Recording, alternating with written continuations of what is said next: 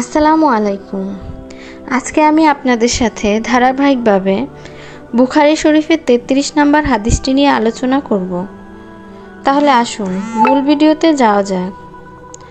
হযরত আবু হুরায়রা রাদিয়াল্লাহু আনহু হতে বর্ণিত, রাসূলুল্লাহ সাল্লাল্লাহু আলাইহি ওয়াসাল্লাম ইরশাদ করেন, মুনাফিকের আলামত ৩টি।